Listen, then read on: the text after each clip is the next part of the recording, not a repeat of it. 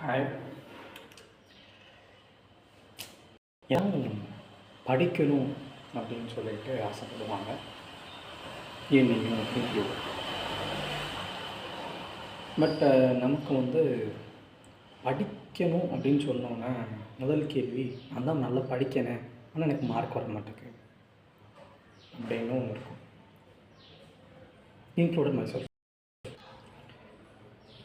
So நம்ம படிக்குவோமா இல்லை வாசிக்குவோமா இல்லைன்னா புக்கை புரட்டுறோமா, இந்த ஒரு கிளாரிட்டி நமக்கு இருந்தால் படிக்குமா படிக்கலையான்னு சொல்லிட்டு நமக்கு தெரியும். முதல்ல கிளாஸுக்கு போகிறீங்க ஸ்டூடெண்ட்ஸ், காலேஜ் போகிறீங்க ஸ்டூடெண்ட்ஸ், கிளாஸில் படிக்கிங்க, நோட்ஸ் எழுத சொல்கிறாங்க, எழுதுறீங்க, வீட்டுக்கு வரீங்க, ஏதாவது ஒரு அசைன்மெண்ட் கொடுக்காங்க, அதை ஒழுங்காக பண்ணுறீங்க. அப்புறம் அடுத்த நாள் கிளாஸ் அப்படி போகுது. ஒரு டேர்ம் எக்ஸாம் வைக்காங்க, ஒரு செமிஸ்டருக்கு ப்ரீ செமிஸ்டர் ஒன்று வைக்காங்க, அப்புறம் ஒரு செமிஸ்டர் வைக்காங்க, term, mid term, half yearly, quarterly எல்லாம் எழுதுறீங்க, ரிவிஷன் டெஸ்ட் எழுதுறீங்க, மார்க் டெஸ்ட் எழுதுறீங்க. பட் வர மார்க் சிலவங்களுக்கு 90 வந்துக்கிட்டு இருக்குது, 100 வருது, சிலவங்களுக்கு 40, சிலவங்க மார்ஜின் 50, சிலவங்க ஆவரேஜ் 70 அப்படி சொல்லி அந்த மாதிரி தான் வருது. எத்தனை வாட்டி எக்ஸாம் எழுதினாலும் அதே மாதிரி தான் வருது. உடனே டீச்சர், இவன் ஆவரேஜ் ஸ்டூடெண்ட், இவன் டாப்பர், இவன் புவர் ஸ்டூடெண்ட் அப்படின்னு அவங்கள ரேங்க் மாதிரி பிரிச்சுருந்தாங்க. ஸோ ஒரு இன்ஃபீரியாரிட்டி காம்ப்ளெக்ஸ் அது பிரச்சனை, சுப்பீரியாரிட்டி காம்ப்ளெக்ஸ் அது ஒரு பிரச்சனை.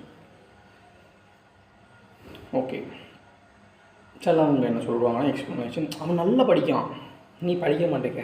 ரெண்டு பேருக்கும் ஒரே ஹார்ஸ் தான்டா. அவனுக்கும் அதே 5 மணி ஸ்கூல் விட்டு போனோம்னா அடுத்த நாள் எக்ஸாம்னா அந்த கான்செப்ட்டுக்கு 6, 7, 8, 9, 10 அந்த 5 மணி நேரம் தான். அவனும் அதே மாதிரி படிக்கான், நானும் அதே நேரத்தில் தான் படிக்கேன். ஏன்னா அவன் என்னோட ஸ்பீடாக படிச்சிருந்தான், கேட்டால் அவங்க அப்பா அம்மா படிச்சிருந்தாங்க, ஸோ அவன் படிச்சிருந்தான் அப்படின்னு சிலவங்க விட்டுருவாங்க. சிலவங்க நானும் படிக்கேன் சார், வர மாட்டேங்க. புரியுது? சரி, நான் அந்த ஹை டாப்பர்லாம் பேசுகிறேன், அவங்களாம் வேறு லெவலில் வச்சுருப்பாங்க. நான் அந்த லோவர் நம்ம கேட்டகரி, அந்த 40 மார்க்ஸில் வந்தவங்க, 40, 35 கஷ்டப்பட்டு பாஸ் பண்ணுற கேட்டகரி, அதில் பேசுவோம். எப்படி நீங்கள் மார்க்கை கூட்டலாம்.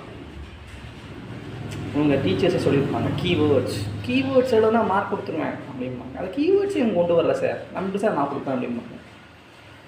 கொஞ்சம் 45 தாண்டிட்டிங்கன்னா கீவேர்ட்ஸ்க்கு அப்புறம் சென்டென்ஸ் ஃபார்ம் பண்ண வெறும் கீவேர்ட்ஸ் கொடுத்தா நான் அப்படி பார்க்கணும் அப்படின்வாங்க. அதுக்கப்புறம் ஆஸ் பர் புக்கில் என்ன எக்ஸாக்ட் வேர்ட்ஸ் இருக்கோ அதை கொடுத்தா தான் நாங்கள் ஃபுல் மார்க் கொடுப்போம் அப்படிம்பாங்க. சென்டென்ஸ் ஃபார்மிங்லேருந்து அதுக்கப்புறம் அப்படியே ஆஸ் பர் புக், அப்புறம் எக்ஸாக்ட்லி லைக் புக், இதுதான் அவங்க எக்ஸ்பெக்டேஷன். இது தேவையானா ஸ்கூல் டைமில் கண்டிப்பாக தேவை. காலேஜ் டைமில் கான்செப்ஷுவல் கிளாரிட்டி இருந்தால் ஆட்டோமேட்டிக்காக அது வந்துடும். சரி, இப்போ என்ன பண்ணணும்? நம்ம இந்த 40 ஃபெயில் ஆகிட்டு இருக்கோம், இதில் இருந்து இந்த 40லேருந்து 50 போகணும், 50லேருந்து 60, 60லேருந்து 70, 80, 90, 100 இந்த போகும். இதை எனக்கு ஒருத்தர் சொன்னார், நானும் படிச்சுட்டு தான் இருக்கேன். நான் ஒன்றும் ஆல் இண்டியா ஃபஸ்ட் ரேங்க்லாம் இல்லை, நானும் ஒரு ஆவரேஜ் ஸ்டூடெண்ட், ரொம்ப ஆவரேஜ் ஸ்டூடெண்ட். நான் என்ன பண்ணேன், ஃபஸ்ட்டு புக்கை எடுங்க. இப்போ எக்ஸாம்பிள், இன்றைக்கி கிளாஸில் ஒரு கான்செப்ட், ஒரு சப்ஜெக்ட், ஒரு பிரின்சிபல், ஒரு மேக்ஸம், ஒரு ஏதாவது ஒன்று டீச் பண்ணியிருப்பாங்க. அது ஃபஸ்ட்டில் புக்கில் எங்கே இருக்குது அப்படின்னு ஃபஸ்ட்டு ஐடென்டிஃபை பண்ணுங்கள். முதல் வேலை சக்ஸஸ். ரெண்டாவது, எத்தனை பேஜ் இருக்குதுன்னு பாருங்கள், சக்ஸஸ். அதில் 100 மார்க், இதில் 100 மார்க் கண்டுபிடிச்சிட்டிங்க, அது எங்கெங்கே இருக்குது கண்டுபிடிச்சிட்டிங்க. மூணாவது, அதுக்கு சம்மந்தப்பட்ட நோட்ஸ் கிளாஸில் எடுத்தீங்கன்னா அந்த நோட்ஸ் எடுத்து வைங்க. Third, success. நாலாவது, கிளாஸில் எழுதின நோட்ஸாக வாசிங்க. கிளாஸில் அவங்க சொல்லி கொடுத்த நோட்ஸை வாசிங்க. ஸோ கிளாஸில் கவனிச்சது வாசிச்சாச்சு. 4வது பாயிண்ட் சக்ஸஸ். 5வது, இப்போது கிளாஸில் சொல்லி கொடுத்தது கரெக்டாக அப்படின்னு சொல்லிட்டு நீங்கள் கண்டுபிடிச்ச அந்த ஃபஸ்ட்டு பாயிண்ட், சாப்டர் எங்கே இருக்குது, என்ன நடத்துனாங்களோ அதை கம்ப்ளீட்டாக ரீட் பண்ணுங்கள். ஜஸ்ட்டு ரீட் பண்ணுங்கள், எந்தையும் யோசிக்காதீங்க, மனப்பாடம்லாம் பண்ண வேண்டாம், ஜஸ்ட்டு ரீட் பண்ணுங்கள். அவங்க சொல்லி கொடுத்ததும் இங்கே இருக்கிறதும் கரெக்டாக, அங்கே சொன்னது எல்லாமே இங்கே இருக்கா, ஏதாவது விட்டுருக்காங்களா, விட்டுருந்தாங்கன்னா இதெல்லாம் இங்கே விட்டுட்டாங்க அப்படின்னு சொல்லி குற்றமே நக்கீரன் மாதிரி குற்றத்தை கண்டுபிடிங்க, தப்பை கண்டுபிடிங்க. கிளாஸ் எல்லாம் சொல்லி கொடுக்கலன்னு சொல்லிட்டு அதெல்லாம் மார்க் பண்ணி வைங்க. இப்போ சொல்லி கொடுத்தாச்சு, சொல்லி கொடுக்காம விட்டுருந்தாங்கன்னா அந்த பாயிண்ட்ஸ் ரெண்டுத்தையும் வச்சிட்டிங்களா? சரி, இப்போ தான் படிக்கவே போகிறோம். ஆக்சுவலாக இப்போ எப்படி படிக்க போகிறீங்கன்னா, கிளாஸில் சொல்லிக் கொடுத்தாங்க, ஃபஸ்ட்டு ஏதோ மண்டையில் ஏறி இருக்கும். அப்புறம் கிளாஸை சொல்லிக் கொடுத்ததை புக்கில் வாசிச்சிட்டிங்க, 2வது வாட்டி ஏதோ பரவாயில்லாமல் ஏறி இருக்கும். தேர்டு, இப்போ நீங்கள் ஒரு வாட்டி புக்கை வாசிச்சுக்கிட்டீங்க, கிட்டத்தட்ட ஒரு 40% ஏதோ புரியும், ஏதோ சொல்லியிருக்காங்க. டாப்பர் புரிஞ்சிருக்கலாம், பட் நம்ம 40 35 40 பாஸ் பண்ணுறதுக்கு தான் நம்மளுக்கு ஏதோ புரிஞ்சிருக்கு, ஏதோ இங்கே சொல்லிட்டு எனக்கு புரியல. இப்போ தான் க்ரூஷியலான டைம். இப்போ என்ன பண்ணணும்? ChatGPT எடுங்க. ChatGPT எடுத்து அந்த பேராகிராஃபை காப்பி பண்ணுங்கள். உங்களுக்கு புரிஞ்சுட்டா அந்த பேராகிராஃபை டிக் பண்ணுங்கள். புரியலையா அந்த பேராகிராஃபை காப்பி பண்ணி ChatGPTயில் போட்டு explain me in simple terms அப்படின்னு சொல்லி அந்த பேராகிராஃபை போடுங்க. அது எக்ஸ்பிளைன் பண்ணும். எக்ஸ்பிளைன் பண்ணதை புரிங்க. அதுவும் புரியலன்னா I not able to understand, திருப்பி எக்ஸ்பிளைன் பண்ணு அப்படின்னு சொல்லி ChatGPT சொல்லுங்கள். அது நல்லா எக்ஸ்பிளைன் பண்ணும். புரிஞ்சுக்கோங்க. ஒவ்வொரு பேராகிராஃபுக்கும் நீங்கள் என்ன புரிஞ்சுக்கிட்டீங்களோ அதை ஒரு நோட்டில் எழுதுங்க. இல்லைன்னா வேர்டில் காப்பி பண்ணி பேஸ்ட் பண்ணி வைங்க. அந்த புக்குக்கு ரெஃபரன்ஸ் மெட்டீரியலாக நீங்கள் ஒரு புக்கை ரெடி பண்ணுங்கள். முடிஞ்சு போச்சு. ஸோ இப்போ ஒரு 10 பேஜ் இருக்குன்னா அந்த 10 பேஜில் ஒரு பேஜில் 4 பேராக இருக்குன்னா 40 பேராகிராஃப். இந்த 40 பேராகிராஃபையும் ChatGPT யூஸ் பண்ணியோ ஏதாவது ஏஐ வச்சுருந்தீங்கன்னா அதை யூஸ் பண்ணியோ உங்களுக்கு அண்டர்ஸ்டாண்ட் ஆகிற அளவுக்கு அதை யூஸ் பண்ணி அண்டர்ஸ்டாண்ட் பண்ணிக்கோங்க. இப்போ அண்டர்ஸ்டாண்ட் பண்ணிட்டீங்களா? நாளைக்கு கிளாஸில் போயிட்டு இதே கேள்வி அவங்க கேட்கும்போது வாதியாரை விட நீங்கள் அதிகமாக பதில் சொல்லுவீங்க. ஏன்னா அந்த கான்செப்டை நீங்கள் அண்டர்ஸ்டாண்ட் பண்ணிட்டீங்க. நீங்கள் 100% மார்க்லாம் எடுக்க வேண்டாம். இப்போ நீங்கள் அண்டர்ஸ்டாண்ட் பண்ணதை வச்சு எந்த கொஸ்டின் கேட்டாலும் ஆன்சர் பண்ணுவீங்க. அதில் என்ன கீவேர்ட்ஸ் தான் கிட்டத்தட்ட அண்டர்ஸ்டாண்ட் பண்ணதுக்கு 10 வாட்டி வாசிக்கும் போது உங்களுக்கு ஆட்டோமேட்டிக்காக வந்துடும்.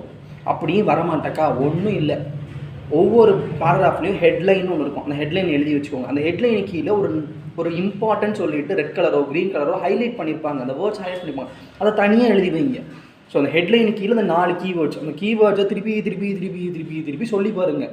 அதை மெமரைஸ் பண்ணி பாருங்கள். மெமரைஸ் பண்ண முடியலையா அதை இமேஜின் பண்ணி பாருங்கள். இது இப்படி நடந்திருந்தால், ஒரு படத்தை பார்த்தோம்னா அந்த படத்தை பார்த்து முடிச்சதுக்கப்புறம் ஃப்ரெண்டு வந்து கேட்டாங்கன்னா மாப்பிள்ளை அந்த படம் என்ன, அந்த கதையை ஆரம்பத்துலேருந்து கடைசி வரைக்கும் அந்த 3 மணி நேரத்தை எவ்வளோ அழகாக சொல்கிறீங்க. அதே மாதிரி ஒரு கதையாக சொல்லுங்கள். இந்த கதை சொல்லும்போது என்னென்னா அந்த கீவேர்ட்ஸ் அதை கதைக்குள்ளே கொண்டு வாங்க. இப்போ என்னென்னா நம்ம கதை சொல்லும்போது சொல்லுவாங்கன்னா ஹீரோ வந்தாரா, ஹீரோயின் வந்தாங்களா, இவங்க 2 பேரும் ரவுடி எதிர்த்தாங்களா, வில்லனை அடித்தாங்களா, அங்கே போனாங்களா, இங்கே போனாங்களாமாங்க. நம்ம எந்த வார்த்தை சொல்ல மாட்டோம்னா வாட், வென், வேர், ஒய் இந்த மாதிரி கேள்விகளை எழுத மாட்டோம். ஸோ அந்த வேர்ட்ஸ் நேம்ஸ் இம்பார்ட்டன்ட். நம்ம எல்லாருக்கும் நேம்னு கொடுத்துருக்காங்க. அந்த நேம் ப்ரையாரிட்டி. 2வது நேம் மட்டும் இருந்தால் போதாது. அந்த பிளேஸ், எந்த பிளேஸ் நடந்தது, சென்னை, திருச்சி, மதுரை, திருநெல்வேலி அப்படின்னு சொல்லிட்டு பிளேஸ் இருக்கும். அந்த பிளேஸ் கரெக்டாக பிளேஸ் சொல்லணும். இது 2 மட்டும் காணாது. டைம் சொல்லணும். Time important. எப்போ டைம் அதை கண்டுபிடிங்க. இது முடித்தோடனே வேர்ட்ஸ் ஏன் வந்திருக்குன்னா ஒரு ஆக்டிவிட்டியை அந்த அவ்வளோ பெரிய வேர்ட்ஸை வந்து அப்படியே கம்ப்ரைஸ் பண்ணி ஒரு புது வேர்டு கொடுத்துருப்பாங்க. ஃபோட்டோசிந்தசிஸ் அப்படின்னா என்ன அப்படின்னா ஒரு எக்ஸ்ப்ளனேஷன் போகும். அந்த எக்ஸ்ப்ளனேஷனோட ஒரு காம்பேக்ட் வேர்டு தான் ஃபோட்டோசிந்தசிஸ். அது ஒரு பெரிய ப்ராசஸ். அதை சொல்கிறாங்க. இப்போ இல்லை சொன்னாங்கன்னா எம்பிபிஎஸ், அந்த ஃபுல் வேர்டையும் எம்பிபிஎஸ்னு கொண்டு வந்துட்டாங்க. எய்ம்ஸ் என்ன, ஸோ அதை அப்ரிவேட் பண்ணுற மாதிரி அந்த அண்டர்ஸ்டாண்டிங் அந்த வேர்ட்ஸ் வச்சுக்கோங்க. அந்த வேர்ட்ஸை நீங்கள் கரெக்டாக எழுதினாலே போதும். ஒரு அப்ரிவேஷனை எக்ஸாக்டாக எழுத முடியாது, சொல்ல முடிஞ்சாலே போதும். அவ்வளோதான். ஆட்டோமேட்டிக்காக போயிடும். மார்க் ஆட்டோமேட்டிக்காக ஏறும். கவலையே படாதீங்க. கம்ப்யூட்டர் இருக்குது. எந்த டியூஷன் வாத்தியாரும் உங்களுக்கு வேண்டாம். டியூஷன் வாத்தியாரோ யாரையும் நம்பி நீங்கள் படிக்க வேண்டாம். நீங்களே உட்காந்து படிங்க. உங்களுக்கு எல்லாமே தெரியும். இப்போ எல்லாம் ChatGPT எல்லாமே வந்துட்டு நம்ம டியூஷன்லாம் அடைய வேண்டாம். வீட்டுக்கு போயிட்டு உட்காருங்க, புக் எடுங்க, ஒரு 2 கைடு வாங்கிக்கோங்க. கைடில் ப்ரீவியஸ் கொஸ்டின் பேப்பர்லாம் அழகாக கொடுத்துருப்பான். இம்பார்ட்டன்ட் கொஸ்டின்னு 1 மார்க்கை முடிங்க, 2 மார்க்கை முடிங்க, 5 மார்க்கை முடிங்க, 10 மார்க்கை நீங்கள் எங்கேயும் வாசிக்கும் போதே ஆட்டோமேட்டிக்காக வந்திருக்கும். அந்த 10 மார்க் பாதி உங்களுக்கே தெரியும். முடிஞ்சு போச்சு. கீ டேர்ம்ஸ் உங்களுக்கு சும்மா இருக்கும்போது டிக்ஷனரி எடுத்து பயாலஜி டிக்ஷனரி எடுங்க, ஃபிசிக்ஸ் டிக்ஷனரி எடுங்க, கெமிஸ்ட்ரி டிக்ஷனரி எடுங்க. அந்த டேர்ம்ஸ் எல்லாம் அண்டர்ஸ்டாண்ட் பண்ணுங்கள். எழுதி பாருங்கள். அந்த டேர்ம்ஸ் நிறைய வேர்ட்ஸை தெரிய யூ பிகம் இன்டெலிஜென்ஸ். இப்போ டாக்டர் அப்படிங்காங்கன்னா இப்போ நீங்களே ஒன்றா கத்தி எடுன்னு அதை அறுக்கணும் வைக்கணும் அப்படின்னு சொல்லிடுவீங்க. பட் அது கிடையாது டாக்டர். அவங்க டேர்மாலஜி சொல்லுவாங்க. ஸோ பெல்விஸ் ரீஜியனில் இந்த பிரச்சனை இல்லை இந்த செக்மெண்ட்டில் இந்த இடத்துல வருதுன்னு சொல்லி அந்த வேர்ட்ஸை அசைன் பண்ணி உங்களுக்கு சொல்லுவாங்க. அதுதான் டாக்டர். இன்ஜினியர்னால் சார் இந்த டென்ஷன் நம்மளுக்கு வரும் சார், பில்டிங் இந்த டென்ஷனில் இருக்கும், இந்த ரெசிஸ்டன்ட் கரண்ட்டில் போகும் சார், சார் இந்த இடத்துல இந்த ஃப்ளோ இருக்கும், இது இப்படி பிளாக் பண்ண சொல்லி டேர்ம்ஸ் யூஸ் பண்ணுறாங்க. டேர்ம்ஸ் யூஸ் பண்ணுறதுனால தான் அவங்க இன்ஜினியர். ஸோ நிறைய டேர்ம்ஸை ஸ்பெசிஃபிக்காக அழகாக சொல்ல முடிகிறவங்க நாலேஜாக இருக்காங்க. கோடர் என்ன பண்ணுறான், நம்மளை மாதிரி சும்மா உட்காந்து சார் அப்படின்னா சார் அந்த அப்ளிகேஷனில் அந்த ஆப்பில் இந்த சின்டெக்ஸில் சார் இந்த எரர் வருது, இந்த வேர்ட்ஸ் யூஸ் பண்ணுறாங்க. இந்த லாயரை பார்த்தீங்கன்னா sir as per the act, இந்த ஆக்ட் படி இந்த செக்ஷன் படி சார் இது சரியில்லை சார், சார் இதை வந்து நீங்கள் வந்து அபாலிஷ் பண்ணணும் சார், இதை நீ அக்செப்ட் பண்ணணும், அந்த கீ டேர்ம்ஸை சொன்னால் தான் அது லாயர். ஸோ கீ டேர்ம்ஸை கற்றுக்கோங்க. அதுக்கு தான் படிக்கும். ஸ்கூலில் போயிட்டு கதை படிக்கிறதுக்காக போகல. ஸ்கூலில் போய் என்ன பண்ணுறாங்க தெரியுமா, எல்லோரும் போயிட்டு உட்காந்துக்கிட்டு தமிழில் ஒரு பார்ட் 2 இருக்கும், எல்லாருக்கும் தெரியும். அது நிறைய கதையாக வரும். போயிட்டு அதில் வந்து ஒரு 15 மார்க் 20 மார்க் கதை எழுதுங்கம்பாங்க. இந்த கான்செப்டில் இதை வந்து நீங்கள் விரிவாக கூறவும், இதை சுருக்கி கூறவும் அப்படிம்பாங்க. உடனே அந்த கதை, ராவணன் அங்கே போனார், ராமர் இங்கே இருந்தார், அதெல்லாம் அப்படி கதையாக எழுதும். கதை எழுதுறதுக்கு நம்மளை மாதிரி யாருமே முடியாது. பட் அந்த கதையில் எல்லாமே கதை தான். ஃபிசிக்ஸும் ஒரு கதை தான், ஒரு கெமிஸ்ட்ரியும் ஒரு கதை தான். நீங்கள் பெருசாக பார்க்குறதில்ல, அது ஒரு சின்ன பார்ட்டு. ராமாயணத்தையும் எடுத்துக்கோங்களேன். ராமர் வந்து தமிழ்நாட்டிலேருந்து இலங்கை போகிறதுக்கு போனார். அது மிகப்பெரிய ஃபிசிக்ஸ் இருக்குது, மிகப்பெரிய கெமிஸ்ட்ரி இருக்குது. எக்ஸாம்பிள் சொல்கிறேன். வாட்டர் ஃப்ளூவிட்டுக்கு மேலே ஒரு ராக்கு மிதக்கணும். ஃபிசிக்ஸும் தெரியணும், கெமிஸ்ட்ரியும் தெரியணும்ப்பா, அப்போ தான் அது போயிருக்கும். அது ராமாயணத்தில் வராமல் இருக்கலாம். பட் நீங்களும் ஸ்டூடெண்ட்ஸு அதை கண்டுபிடிக்கணும். ஒரு ராக் இப்படி மிதக்கு, அதோட வாட்டரோட விஸ்காசிட்டி என்ன, இது என்ன, எப்படி இதை மீன்ஸ் லைக் இந்த ப்ரெஷர் எப்படி இருக்கும், ப்ரெஷர் போனால் கிராவிட்டியில் உள்ளே போகணுமே, ஏன் கிராவிட்டியில் உள்ளே போகல, அப்போ அது என்ன மெட்டீரியல், அது எப்படி மிதக்குதா, தெர்மோகோலா இல்லைன்னா என்ன மெட்டீரியல், அது எங்கேருந்து கொண்டு வந்தாங்க. ஜியாலஜி போயிருவீங்க. எதுக்கு பிரித்து வச்சுருக்காங்க, நீ படிக்கும் போது ஒரு சின்ன விஷயத்துலையும் பயங்கரமான சயின்ஸ் இருக்குது. அதை பற்றி கேள்வி யோசிக்க ஆரம்பிங்க. யாருக்கும் சொல்ல கொடுக்க வேண்டாம், எல்லாம் இன்டர்நெட்டில் இருக்கலாம், அதெல்லாம் தேவையில்லாமல் அலைய வேண்டாம். ChatGPT இருக்குது, நீங்கள் எதை கேட்டாலும் பதில் சொல்லுவோம். கண்டுபிடிங்க எப்படி அது மிதந்துச்சு, அது என்ன சயின்ஸ் பிஹைண்ட். உருக்காங்கல்ல போட்டால் தான் மிதக்கும், அது உருக்காங்கல்ல, some kind of concept. So ஒரு பிக் ஸ்டோரியில் ஒரு சின்ன பார்ட் தான் அந்த ஃபிசிக்ஸ், சின்ன பார்ட் தான் கெமிஸ்ட்ரி. ஆல்கஹால் எத்தனால் மெத்தனால் சம்பவம் நடந்துச்சு, புக் எடுத்து பாருங்கள், ஃபார்முலா எழுதுங்க. உங்கள் 8th ஸ்டாண்டர்டில் ஆல்கஹால் மேக்கிங் பற்றி புக்கில் இருக்கியா, அதை மாதிரி படிங்க. எப்படியா பண்ணாங்க, அது சுகர் கேனை ப்ராசஸ் பண்ணி அதை க்ரன்ச் பண்ணி அதில் லிக்யூடை எடுத்து அதை ஃபர்மெண்ட் பண்ணி ஃபர்மெண்ட்டை ஃபில்டர் பண்ணி அதுக்கப்புறம் அதை கூட கெமிக்கல்ஸ் ஆட் பண்ணி அது திருப்பி அது ஹை அமௌண்ட் ஆஃப் ஆல்கஹால் வந்துடும். எத்தனால் கண்டுபிடிச்சி அப்புறம் மெத்தனால் யூஸ் பண்ண முடியாது, எத்தனால் யூஸ் பண்ண முடியாது, எது யூஸ் பண்ண முடியாது, அதோட ப்ராப்பர்ட்டிஸ் என்ன, அதோட பாயிலிங் பாயிண்ட் என்ன, அதோட ஃப்ரீசிங் பாயிண்ட் என்ன, இவ்வளோதான் சிம்பிள். ஸோ எனக்கு தெரிஞ்சது ஒன்றும் பெரிய நிறைய இதெல்லாம் கிடையாது, தெரிஞ்சதை சொல்கிறேன், அவ்வளோதான்.